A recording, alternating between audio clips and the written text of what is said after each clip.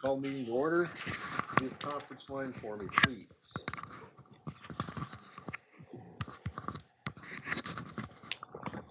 What do you say?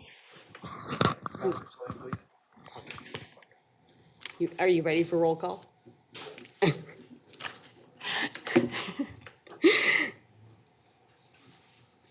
Okay, Jeff Swearingen.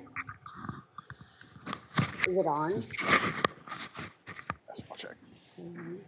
Did we activate the conference line? Okay. Okay. I can hear you. Okay, good. Okay. Jeff Swearingen. Patrick Updike. Present. Peter Huffman. Marty Smith. Present.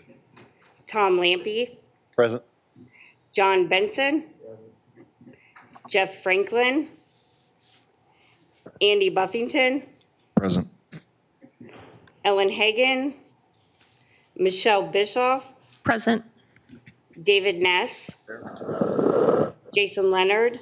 Here. Rob Rotter. Here. Michael Casper. Here. Carol Lund Smith. Present. Larry Smith. Present. Angela Clauser. Here. We do have a quorum. Okay, thank you. Get to the introduction of board members. If anybody was on the phone, I couldn't remember if somebody answered on the phone. No.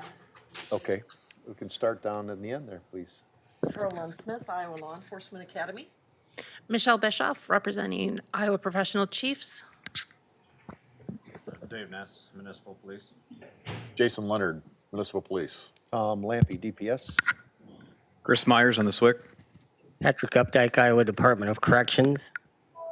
Mike Casper, representing Sheriff's Offices.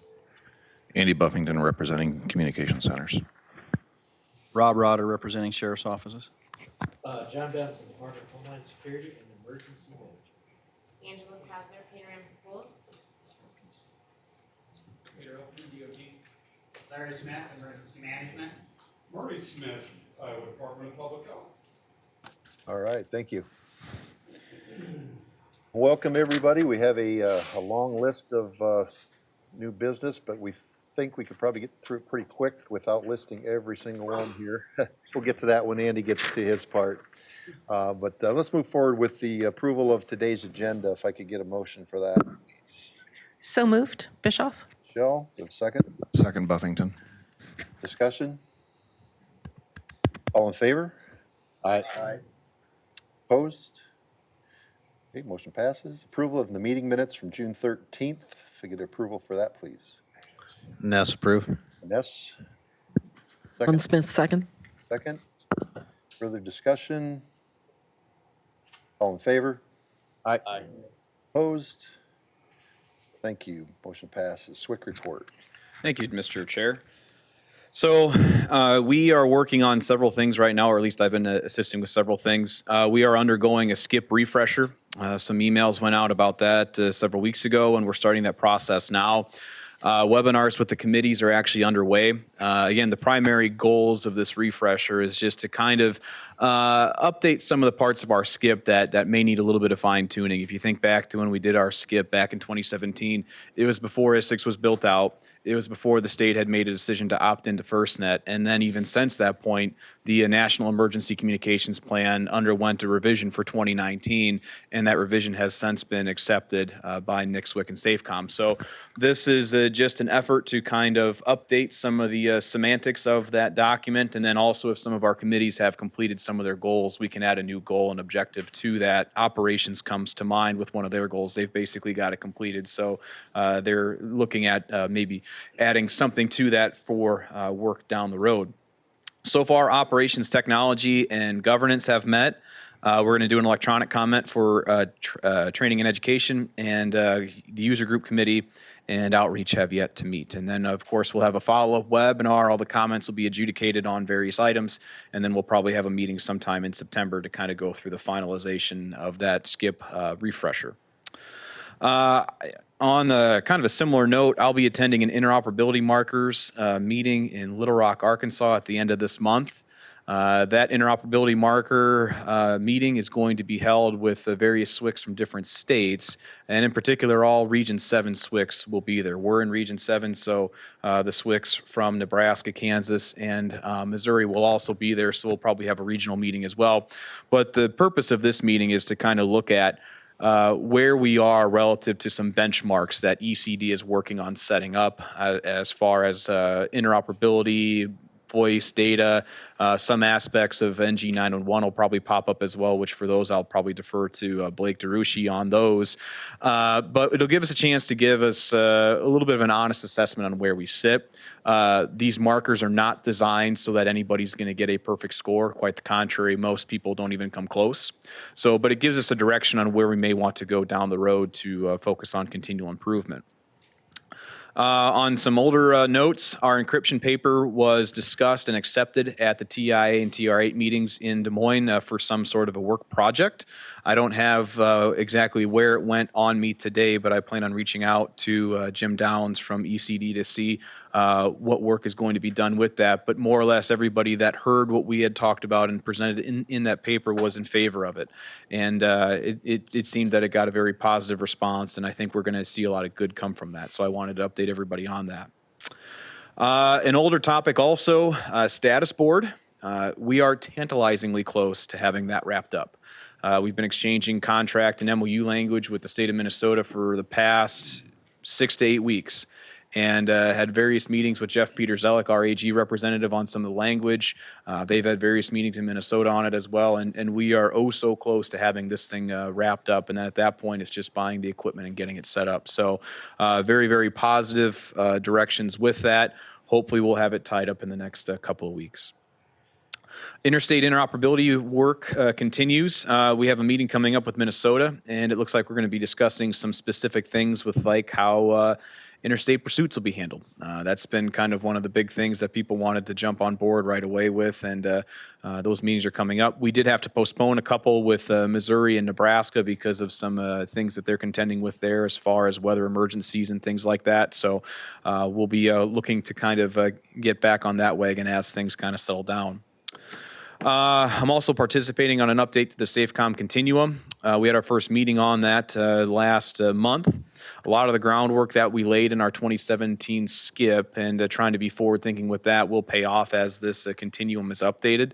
I think that we're going to be pretty far out ahead of a lot of the changes that are going to be incorporated into that. So we're sitting in a good spot as far as, you know, vision and where we want to go with this. One last item, I'm also participating in a DHS data interoperability group. We had our first conference call for orientation and kind of outlining where that committee is going to go and what they're going to work on. There'll be a survey that goes out to stakeholders at some point within the next couple of months to kind of get an idea on what comes to mind with people when they start thinking about data interoperability. The point that was made during that meeting was that it means different things to different people. So trying to characterize and categorize that will give us a good sense on where to go with that. And then also a lot of this work will feed back very positively into any type of field operations guide we develop down the road with respect to data sections. That's my report, and I will take any questions.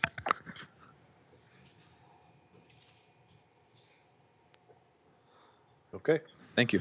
can we move on to the 911 council report? Blake.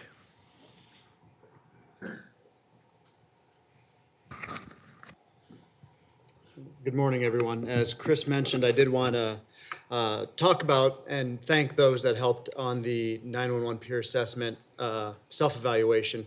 Talked about this a couple months ago. That's the about 98 measurables that some of those are perfectly in my wheelhouse, 34A, 911 program manager. Others are definitely not. They're, you know, local component, ILEA training component, 29C emergency management component. So all of that had to get compiled into what turned into about a 200-page document. The self-assessment is done. The evaluators will be here in September for a week.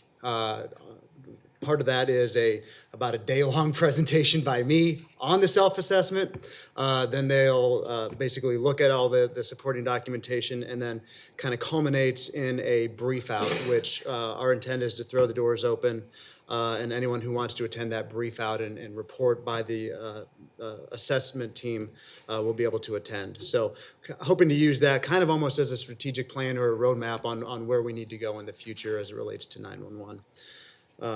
October 14th, I know it's Columbus Day. We have to work, so we're having a 911 program update. That's in conjunction with the Iowa APCO-NENA conference here in Des Moines. The APCO-NENA conference is the 15th and 16th. Half day before that is the 14th, where we'll do a 911 program update again. Registration will be sent out, or information about attending will be sent out a little bit later on, but again, everyone's welcome to attend. The 911 Council approved 4 recipients and 7 courses for training funds at the council meeting. Polk County, specifically Westcom, was approved for Gold Line Success. Decorah PD in Winnebago County was approved for Everyone Communicates 911 Needs to Connect. ILEA was approved for Positive Interaction with Difficult People. And National NENA through the Iowa chapter was approved for actually 4 different courses being held October 11th through the 13th in Ames. Those are liability issues in the 911 center training officer, preventing telecommunicator tunnel vision, and leadership in the 911 center. So again, 4 recipients, 7 courses, and there's still funding available for training opportunities if anyone's interested. We did not expend all $100,000 in the first month this year. Any questions? Like, do you have the dates for September when the group will come in? It's the same week as the council and Isicsb meeting, so the brief out will probably be Thursday, and if I can get it in the afternoon, I certainly will, so folks can obviously attend. So it's that same week, it's the whole week. Thank you. Any other questions? Good. Thanks. User group. Chair Buffington. All right, thank you. User Group Committee met 3 weeks ago. You can see from the agenda that we had 7 applications that we approved. When we get to that, I'm not going to read the 28 agencies that are included with Polk County. We had discussions, our regional interoperability committees. 3 of them are still meeting and functioning. There's 3 others, 4, 5, and 6, specifically that not for lack of trying, but just haven't had the participation to this point. The only other thing that came out was we talked about a private entity, specifically a tow company, was requesting, or actually it was an applicant, an approved applicant, had requested on their behalf, of the private company's behalf, to have an Isicsb radio in one or some of their vehicles. That led to other questions. At first, it seemed pretty face value. Why wouldn't we do that? You know, provides interoperability. That's what we're all about. At the end of the day, we decided that the reality is there's a standard that says that if you have an Isicsb radio, that you have to have the interop channels. And do we want a private company like a tow company to have access to potentially sensitive information that could be available on the interop channels, whether regional or state? It led to a lot of questions. It wasn't that easy, so in true bureaucratic form, we decided to send it on to operations and governance for an opinion. So still haven't heard anything back. I'm sure they're taking it up with fervor and hopefully have some sort of answers to the questions so that we can get those local needs met, those one-offs, if you will. I think we need to maybe provide some sort of mechanism so that as a user of a local independent system, that you can just give them, you know, one of your local talk groups if needed, rather than having to go through the whole suite of 217A. So with that ends my report, and I would take any questions. What I would do is, on that, it's been talked about before on another situation, it would get with our DPS attorney and the AG, because it's been addressed already. The decision on that. All right, I'll look It at has it. to do with our loan for the system and Okay. for profit concerns. Okay, sounds good. Thank you.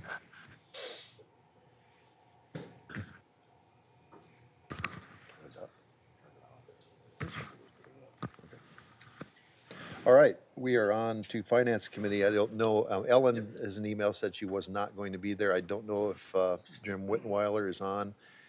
We do have a backup, as always, the Chris Swick. Yeah. Thank you, Mr. Chair. So I have the numbers in front of me, and I will verify these in the minutes later also in case I pick the wrong column. There's about 12 of them here. For the most recent month in June, SLIG P2, we had total expenditures of $8,269.16. Of those, $6,615.33 were federal. So those are our expenditures for SLIG P last month. There looks to be right around 195,000 left in the grant, I believe. That'll be the number I have to verify. That's accurate for the minutes, but we do have approximately 200,000 left in the grant. For the interoperability fund, last month we had expenditures of $49,626.38. That is a sizable number, but that is us paying the bill for the Isicsb regional training that we did at the start of most recent fiscal year in 2019. Of that money that was spent, 15,000 will be reimbursed from the 911 Council's training and education fund. So big number last month, but a lot of that is because that bill for the Isicsb regional training was paid. So in state fiscal year 2019, we spent $158,876.97, and remaining funds are $119,058.83. So those are the best I can do with the financials at this point, and of course, I'll verify those numbers for the minutes. Thank you. Governance. The committee this week or 2 weeks ago participated in the SCIP update. Questions? Thank you. You know, John, I'm going to make you come up here if you keep doing those short. No, I'm just kidding. Okay. Operations. The Operations Committee has also participated in the SCIP update. We continue to work on policy development for the air-to-ground channels. The control station and consulate policy is being developed and is nearly complete. And we continue to work on legacy interoperability systems and looking at how they'll integrate with Isicsb. We have a working document that will be out for socialization here shortly, and appreciate the work of outreach with the VLaw 31 survey that they sent out, and I encourage all of you to reply to that if you haven't already. And I'll take any questions. Pretty quiet group today. Okay, let's move on to outreach, and I believe, are you taking care of it, or just Sean take care of it? Thank you. Always turn to you because you seem to be the backup about. That's right, thank you, appreciate it. Thank you, everyone. So we had the RIC 2 outreach on June 25th. I think it was very successful. We had a lot of positive feedback and kind of like a good date. And it ended quickly, and everybody wanted it to continue. So a lot of people stayed after. A lot of people were like, we wish this was a little longer. But I think that it was the right amount of time. Yes, it was a little concatenated, but everybody was very positive. The forum was very well received. I think that we would like to continue with having Isicsb approved users there and talking through, you know, what it was like to join Isicsb, why they chose what level they chose, what equipment they chose, and why they chose it. Those questions were met very positively. The FirstNet side, the questions really were around, where do I go? What does our region map look like? When's our region going to get better or more coverage? Plans, the agency versus the individual, that almost always comes up. Who buys my phone? How do I get my phone? Those types of things. But it went very well. We had a lot of very positive feedback. RIC 5 outreach, Holly and Larry have been working on that. Again, we're still kind of looking out at the September timeframe. What we're going to do is try and see who we can get from Region 5 and have them come, whether they're both FirstNet, if they're already on FirstNet, as well as Isics users, so that we can have people in the room that people can say, what was your experience? How was this for you to join? What equipment are you using? What's your success like? I think that was met very, very positively. FirstNet AT&T State Fair planning. There's been talks about potentially FirstNet or AT&T visiting our booth during the state fair. Again, we're in logistics right now, talking about when, how, where all this would happen. But I just wanted to update the board that that is in discussions. And then finally, we're going to be asking that FirstNet AT&T, when they come for the RIC 5, we're going to ask that maybe they invite some of their local store people. One of the comments was you could go to any AT&T store for FirstNet, but the store might not know about it. So we're going to encourage AT&T to bring their store people, at a minimum their manager or someone from the store, and have them be there and say, these are the people that may potentially come and ask you, will you know how to answer the questions? Or, I think it would be a good idea so that they can see each other, meet each other, and make sure that they know where to go. Making sure that we have the region maps for AT&T so that they can see their region. It came up briefly, but I would think that there were a lot of questions, and I think a lot of people would like to see the current coverage maps and the road map. But those were the main things that I have. We did update the Isics Join site with the new application package. That happened, I want to say, on Sunday. We've already had a person submit their application with the new application version. Could you explain what the new piece is for our board members? So The new application component? What's changed, what's new? Honestly, Chris would know better than I would. I just take the file and upload it and change it so that all the links work and everything else. I've never filled it out. I've looked at it briefly, but all I see is version number, and I say, okay, new version, update, please.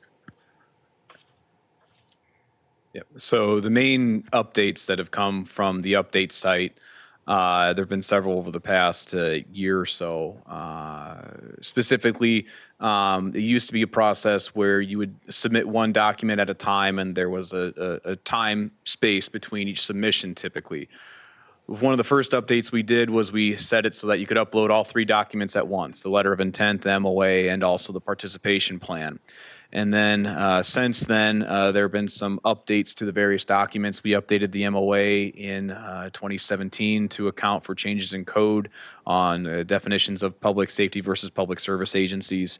We have also been working on updating the applicant participation plan. I think we're on version 3.3 or 3.4 of that, where it used to be, they entered the information and that was it. And then we added some other stuff on the back end of that for initials or signatures and things like that. So a lot of the updates recently have been making sure that the most current versions of those documents are on the website for download and completion.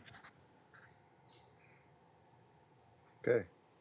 Other than that, the only thing is I want to thank the SWIC as well as AT&T for making sure that we had someone come up to the RIC 2, Brian and Joel, for helping coordinate that as well.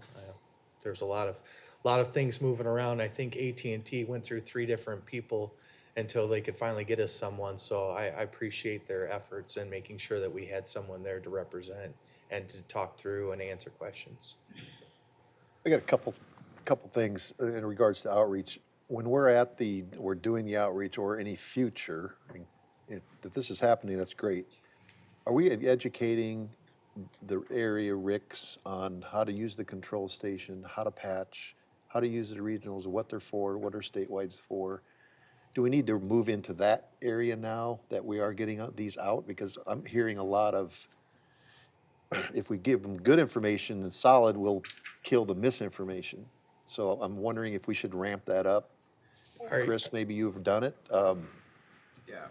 So on that note, at the RIC 2 meeting, I had about 4 or 5 slides where I went through the statewide and regional interoperability fleet maps and talked about what each talk group could be used for and things like that. Covered a little bit on the control stations as far as those going out and what they could be done or what could be done with those. But as far as the step-by-step process with patching, my initial concern would be is that some of that might be a little bit difficult to do because it's hard to know what every PSAP has inside of it. But certainly the merits of having it set up like that could be conveyed to PSAP so that they understand, hey, this is how you can be successful with this equipment and get the most mileage out of it. Yeah, I would suggest maybe if there's 2 ways to do it, right? Standalone or integrated. Yep. So maybe both examples at the training or forum. So we assume that they know, but they really don't. Yep. And I think operations has a similar document that they've been working on too with that. Michelle's nodding her head yes. So that information is starting to take form. It's just a matter of getting it disseminated. So. One last note. I wanted to acknowledge Chris's creativity. I called it lovingly the radio roulette. He brought in probably 4 or 5 different it felt like 4 or 5. So 3. So he's correcting me, he's 3. He pulled each radio up, made the call out, people responded. Every radio, every time. It didn't matter whose brand was on it, every radio, every time on the Isicsb platform. So we also had FirstNet, they used a system, a push-to-talk system, which it worked eventually. You know, again, we're talking it's in its infancy, so I'm not gonna discredit it. But Chris's radio roulette was very popular, and here again, once again, demonstrating this is an interop system, showing that whichever equipment, as long as it's compatible, can be used on the network. With that, any questions? State Fair booth. Holly, did you send out a sign-up sheet for the State Fair? Or Connie? That's Connie, I think, is. Not yet? It is not gone out. Okay, so there will be a sheet coming out if board members want to take a spot in the booth. Information. What's that? The information's already been out. Okay. Somebody brought the information, just not the sign-up sheet. Okay, yeah, so the information's out, the sign-up sheet. You'll probably be seeing, if you'll please volunteer a couple hours, it'd be great. So, that's all I got. All right, thank you. Training. Mr. Chair, we did not meet in June due to, I think, a lot of people being on vacation or having other conflicts. We've yet to meet in July. However, August 6th and 7th, we will have a COMU planning and training session at the Iowa Law Enforcement Academy to review policies and credentialing with Swick Myers.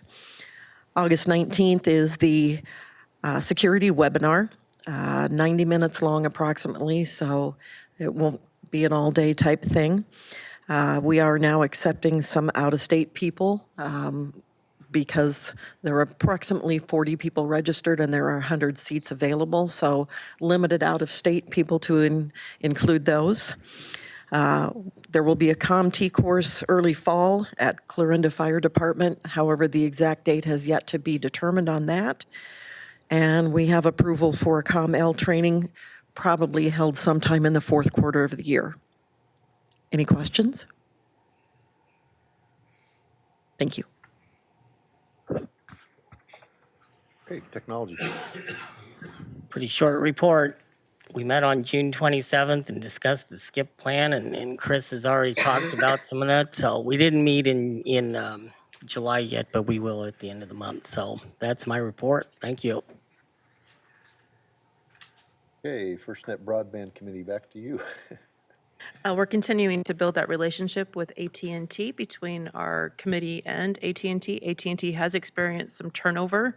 They've done a really nice job of filling that gap in this turnover period, so that there will be a new person being established at the beginning of August. So you'll see a new name. I'm not sure that it's public information, so I don't want to give it, but he has been named and he will live in the Des Moines area.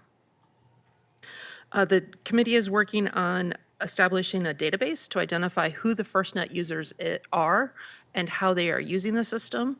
We're affectionately referring to it as who's on FirstNet, to be able to increase our interoperability potentials. We're continuing to garner feedback and gain a better understanding with the FirstNet Authority as to the roadmap. That's a fair amount of conversation in our committee meetings, and looking at ways in which we can better share Iowa user experiences and lessons learned on FirstNet, looking at some sort of forum or web application to be able to get feedback and also provide information. And that's just in its infancy. Any questions?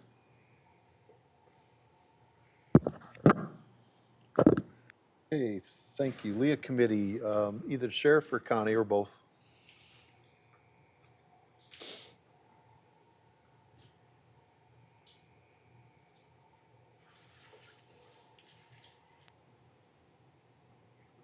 We continue to get the consulates distributed to the PSAPs.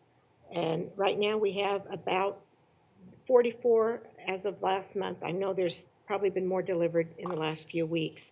We are continuing and will be scheduling more training for the PSAPs on these. And the rag by route, all of those consulates have been in place, and I believe there's been training on those also.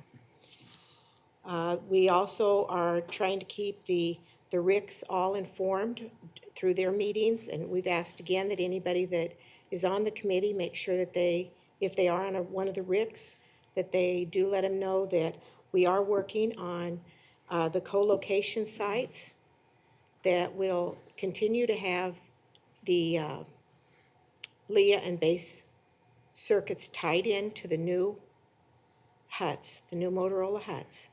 So they will still be working, but we will be moving toward the removal of some of the others. Those dates have not been determined yet. And the process for those, we're still working on also.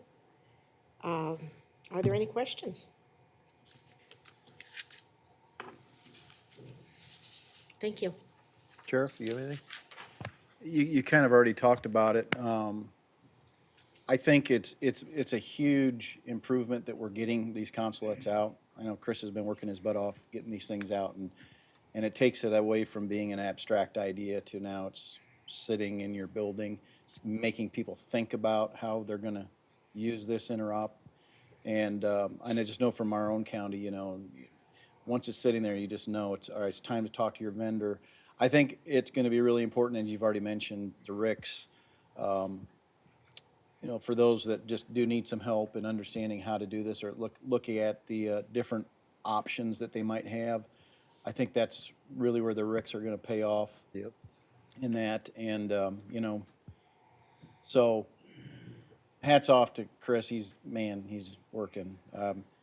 If we didn't have the RICs, I don't know how one guy could do all the stuff that he's doing. So, but he's done a really good job, and I think we're moving in the right direction. It's really good to see how we started and where we're headed, because it's been a while, and all of it's just now starting to come together. Like you say, it's exciting to see that. Okay.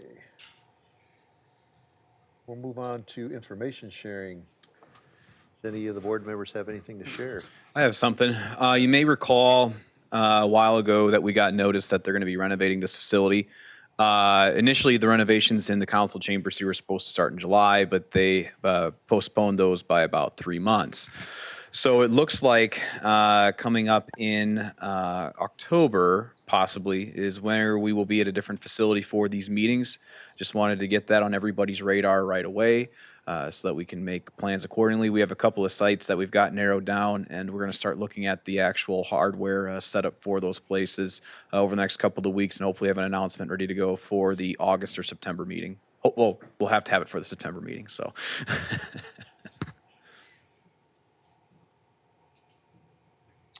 I have a few things just to update you on on DPS's use. We completed our last area C, up in Cedar Falls. That includes post 7, 8, 9, and 10, which is Fort Dodge, Mason City, Cedar Falls, and Owine. We had about 50 troopers there, and that was the last area. So now, all areas in the whole complete Iowa State Patrol is now, and Department of Public Safety for that matter, are on the system. So we do not use base anymore. We're using our law channels.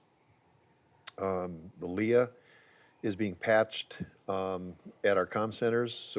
So anything that's broadcast, that used to be broadcast on LEA, still is, but it's also being tied into the appropriate region that's in there. And I've been hearing, I'll just tell you, it gives you goose pimples, like we were talking about, just to see where it's coming. You hear that broadcast on that nice clear channel on the region, and knowing that it's tied into LEA, and it just sounds really nice. The other piece that we're doing is pursuits. We're abiding by the board policy on pursuits. So if you're the primary pursuing officer, you stay on your law channel, and you're automatically, the dispatcher will patch you into the TAC 2 or through 6 or whatever's available. Yesterday, I heard one happening over in Cedar Rapids. I was on Region 61. It was on TAC 9, I think they picked up, no, TAC 6 they picked up, and it was on the officer's law channel. So I know it's working. You couldn't tell the difference, but everything was being broadcast where it needed to be. We've had pursuits in Des Moines where they've been doing it. Our dispatchers are really starting to get the hang of it, used to it. The other thing that we're doing is classic use of the system the way it's supposed to work. We had a fatality up on Highway 30. Our troopers were dispatched to that 1050 on our law channel, an operational channel. Once they got there, they were told to move to an encrypted TAC channel that we have, which was appropriate for the fatality scene, and they used that channel for all their work during that scene. They also had a regional channel available, and they announced if, for instance, Marshall County, if they would have happened to be on, which they're probably still not on yet, they got some work to do. But that was the purpose. We moved it. We started on our law. We moved it to what we needed to do our job. Any other assistance that was coming in, the identified or regional channel was available for use for everybody else to talk. So it just worked like it's supposed to. It was really good to hear. And we really harp on that we follow that policy strict. It frees up the law channel, and then you go off and use what TAC channel or whatever you want to use for your local agency. When everybody else starts to come in, you make available the regionals and the statewide or whatever's appropriate. So that's the original intent of it, and the troopers love it. The agents love it. We've been using it for a lot of TAC team stuff on portables, and they're just thrilled with how it works. So that's the report on what DPS is doing. But Leah's still there. There's no difference. It's just tied into some more. Any questions for me on that and DPS? Okay. Anything else anybody has? All right. Melvin Mercado, are you on the phone or are you in the audience here? I'm on the phone. Okay, it's your turn. Go ahead. All right. The focus has shifted from one type of testing to the other. We've completed all the BER testing with the exception of 2 counties, the ones that are closest to the Rock Rapids site on the northwest corner of the state. All the other counties, all 97 counties were tested with the BER, which is what's required for the contract. We passed 99.4%. So that's really good news. Just a bit of information here. If we were to completely fail those 2 counties, we would still pass the requirement. Again, not the intent that we are going to fail them. I expect those 2 counties to be pretty much the same as the others. We'll see some red dots here and there, but for the most part, we expect that to be, we expect to stay about at the same 99.4%. So that's great news. And now we shifted over to the other type of testing, which is the automated version of Can You Hear Me Now? That one we've done, I think we have 5 counties right now. You have a group of folks that are evaluating the audio samples. So the challenge now is to keep those guys busy. So it's slower than the bird testing because it involves actually capturing audio, recording the audio, and then having people assess the audio. But overall, it's moving. The rest of it is again, we're dealing with site cleanup. Some of these sites have been there for a while, and so we're going back and making sure that the sites are clean and that additional changes that we've made over time, some additional equipment that we moved around, all that kind of stuff is up to par. We've been doing the R56 audits to confirm that all the equipment is grounding per the R56 standard. So it's that one. We're about half of the sites done right now, and we'll just be coordinating soon with the state to start taking a look at those sites that we've completed the R56 audits on. That's all I had. I have one quick follow-up with the DAC testing that Melvin mentioned. DPS provided funding for 17 evaluators we hired as temp employees through the middle of August that are the scorers. And what Melvin means is that he's out with his cars sampling the digital audio quality. It uploads it. And the 15 or 17 evaluators grab those files and listen to them and rate them based on a P25 standard TSB 88 rule 1 through 5 of how it sounds. It's brutally boring, and we're still holding on to them. They're still excited, but they've only been there a week. But they're running out of work, so Melvin needs to step it up, and he knows that, to get us some work. And I'm sure that'll happen next week when he gets some more people out there on the roads.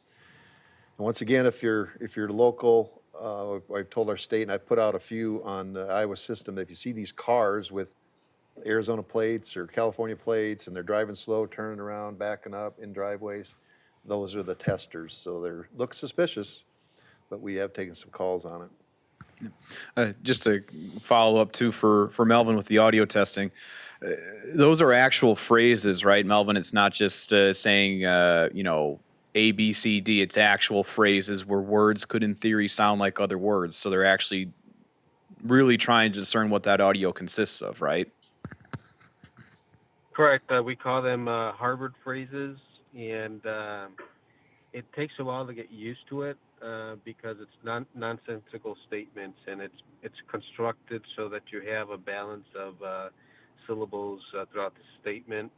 And so it's not the standard police talk, right? That's short and whatnot. These are statements that at first you struggle because you're thinking you're likely to score something negatively because you don't understand.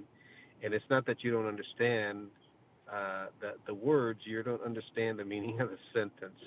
So there will be sentences kind of like, why did the chicken cross the road? Or the early bird catches the worm. Just some really oddball things that you most of the time at first you struggle with what? But it can be completely clear, and you can still be struggling with what it is because you're trying to give relevance to the statement as opposed to how well it sounds. So it takes a little while to get used to it. Once you get used to it, you kind of flow with it. The beauty of the process that we're following is that we provide all the audio samples, what the source audio is, and what the received audio that was transmitted over the air and received on the radio is as well. So you can hear both of them and make a comparison as well if necessary. It's tons and tons of data. The files are huge every day. We have, when we compress them, we're talking, what was it? I can't remember, but it was we're talking terabytes worth of files, so large stuff. Some of the challenges are getting the files back because network, where we are, either hotels or remote via Verizon, whatnot. So that's a little bit of the challenge. We got some logistical challenges, but overall, these are what we call Harvard phrases. You can look them up and Google it, and you'll see what I mean. One thing that worth mention is also, the state has provided radios for this process. We've been working also with Stephen Gray, which I think he may actually be there, and he's been providing us some radios as well. We're going to get some additional radios this afternoon as well. So overall, we're working well together. Again, it's just a matter of keeping that funnel full so that your evaluators can continue evaluating the audio. So I have a sample if you'd like to listen to what they listen to. Get the play right. Here we go. Drive the screw straight into the wood. Can't hear it. Does this the mic even work? Yeah, I can use this one. Turn up the volume too. Yeah, I can hear it.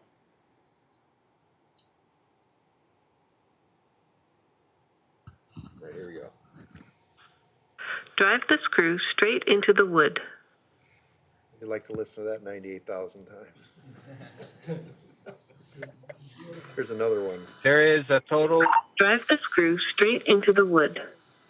Oh, that's the same one. The first worm gets snapped early. So that's the way it's supposed to sound, but the actual sound from the radio will be different from that. So that's what they grade. So Warren County, you'll be doing that. And there's and I believe there's 256 Harvard phrases that we're cycling through. Sometimes it's female, sometimes it's male. The first worm gets snapped early. So there you go. Sounds like John. That sounds like John. Yeah.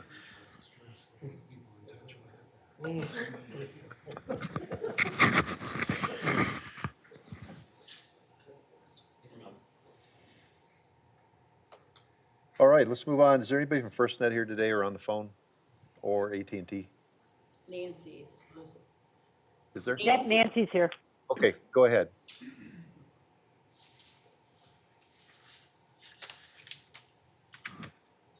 Is there anything you want to share?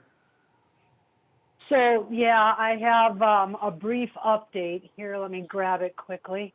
I'm sorry, I had stepped away from my desk for a moment. So it'll be just one moment.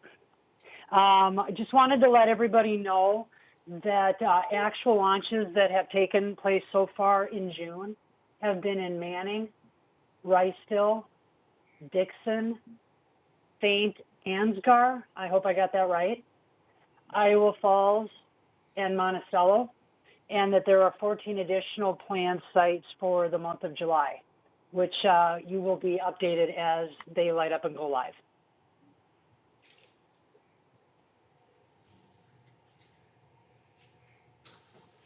Okay. Thank you. You bet. Jim Lundstedt.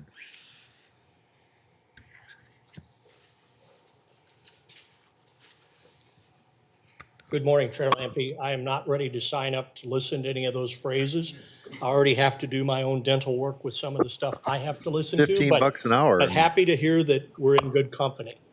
A couple of things that wanted to highlight. One is that with the acceptance of the All Hazards Communications Unit Leader course, we have accepted and will deliver all of the requested technical assistance that Iowa submitted for FY 2019. The window will open for asking for 2020 deliveries on October 15th, but if there is something in the back of your mind, now is the time to be thinking about that and sharing it with your SWIC. One thing that might be of interest is we are doing a FirstNet integration workshop with the state of Kentucky to answer the question, who's on FirstNet? Because we know there's a disconnect there. So that may be something that Chris may want to talk with SWIC Derek Nesselrode about, and just get a little bit of an idea whether it was valuable or if it helped close the gap in any way. Second, as Chris mentioned, we're hoping to get the National Emergency Communications Plan objectives included in your SCIP refresh.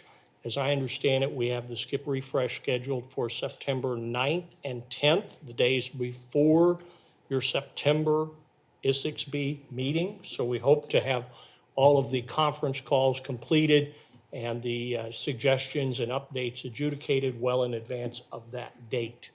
That's all I have today. Well, I have one other thing I'll share with you. Yesterday, we delivered the outbrief on a very comprehensive NIST 800-53, the National Institute of Standards and Technology, which establishes benchmarks for how federal information systems processing is conducted. This is a very deep dive into controls and security control objectives for federal IS systems. We applied this to a regional 911 system that serves 9 counties and 57 PSAPs and looked at that in terms of control objectives. We briefed that out to them yesterday. Very interesting findings and a lot of introspective things that came up that we talk about this all the time about segmenting traffic and doing things together, but at the same time, we have to be able to protect ourselves from ourselves. We discovered things like unmonitored generators in a critical microwave site because one agency owns the site and the generator and can't afford a monitor. So when the site runs out of fuel or for some reason the generator malfunctions, we break a critical leg in that 911 network. So those are the things that we do with these kind of objectives. This was a dual physical and cyber risk assessment, and we'll look forward to working with Iowa when the time comes to study yours as well, if that is something you want to do. Last comment is we're very much looking forward to the PSAP Cybersecurity Awareness webinar on August 19th. Hope to hear more feedback on signups for that next month. Any questions for me? Thank you, sir. Yeah.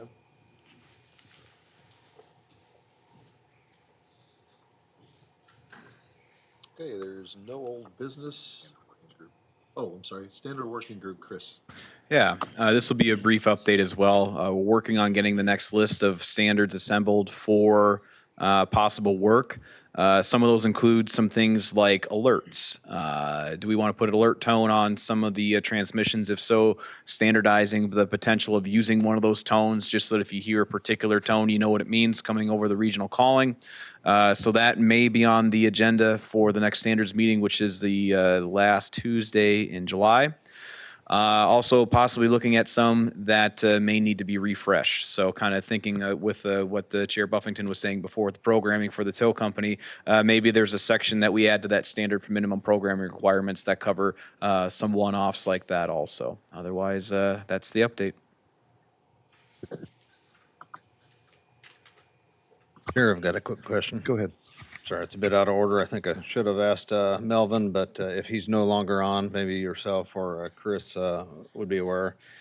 We've heard in recent months about challenges in the Hardin County site, and it wasn't specifically mentioned. I was just wondering if there's any closure or if we're still struggling through the development up there. Melvin, are you on a call?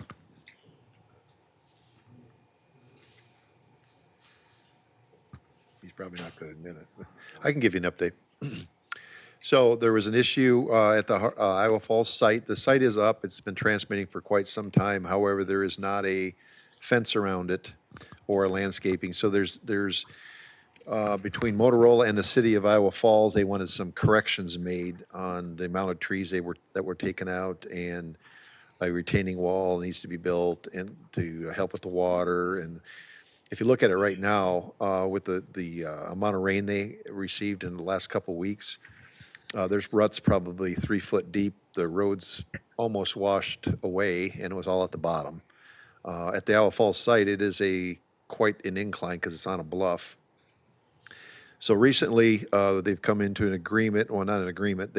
Iowa Falls has sent a document to Motorola on what they want done to remedy the situation. I did request that at the minimum, and I've used Ellen Hagan as a resource to help out because she's from that area, to at least get our security fence up around the site because it's wide open, so we are using this, so I'm real uncomfortable with how wide open that is. So I've requested that if, you can go amongst yourselves and deal with your landscaping, but I would like at the first and come to an agreement on that we can put the fence up around the site. So that is happening as we speak. Good enough. I primarily concerned to hear that it was operational, and it sounds like it has been. I had just missed Yep. that in the past, so thank you. Yep. In fact, I've purchased a live, a camera that I mounted up on about 40 foot up so I can get it live. So we have it recording constantly since there was no fence. So it's being monitored. Bet. All right, we'll move on to new business. Back to Chair Buffington. All right, thank you. There's 7 new applications, or actually 6 new and 1 amended application for consideration today. Ottoman County Emergency Management at Level 2, Blakesburg Fire and Rescue at Level 1, City of Cedar Rapids at Level 2, the amended Dickinson County Emergency Management to Level 2, Henry County Sheriff Level 1, Pella Police Department at Level 1, and Polk County's 28 users at Level 1. If any board member feels that it's absolutely imperative that we read all 28 entities, I would be happy to do that, but I would prefer not. Okay, hearing that, the user group committee makes a motion to approve these 7 applications as presented. Okay, I have a motion from Chair Buffington on the 7 applications as read and posted on the agenda. Ness, second. Ness is a second. So is there any further discussion? Roll call. Okay, Holly. While she comes up, I want to applaud those that have been waiting for a while for this to work its way through the process. And most importantly, for Andy and his team, the amount of work they've put in, not only to getting these approvals and others, but also to system improvements that'll make it more efficient for users wanting to join in the future. So kudos. Okay. Go ahead. Patrick Updike, Abstain. Peter Huffman, Marty Smith, Aye. Tom Lampy, Aye. John Benson, Aye. Andy Buffington, Michelle Bischoff, Aye. David Ness, Aye. Jason Leonard, Aye. Rob Rotter, Aye. Michael Casper, Aye. Carol Lund Smith, Aye.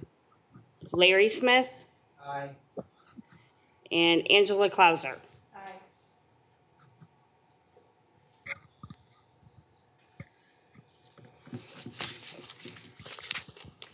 Okay, motion passes. Thank you.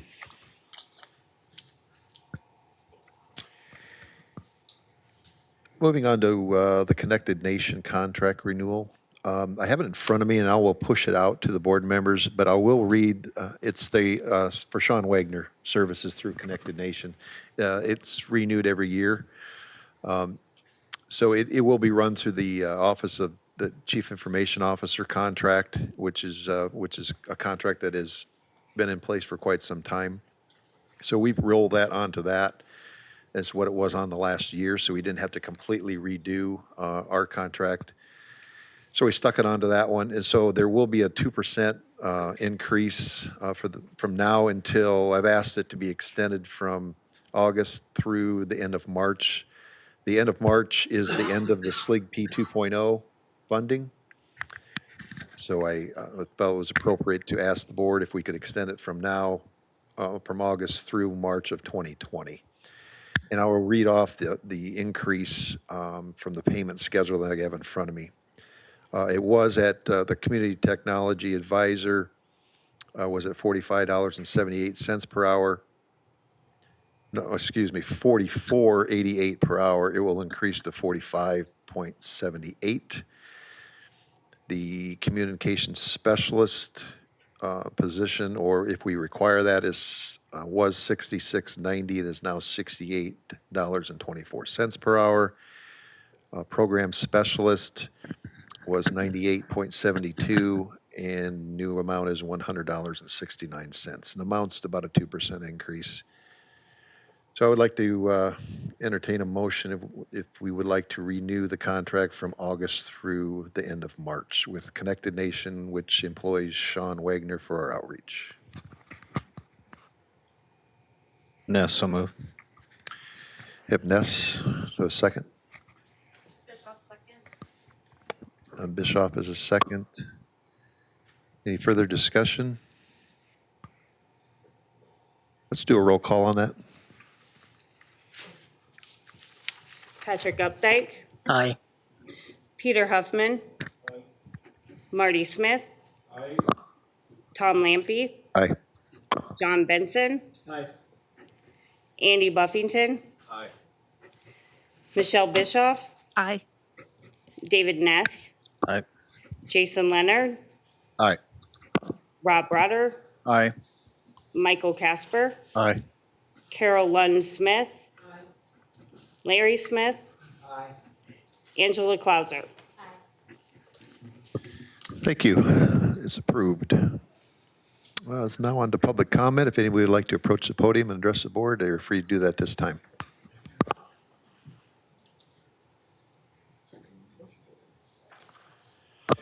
Okay, a motion for adjournment.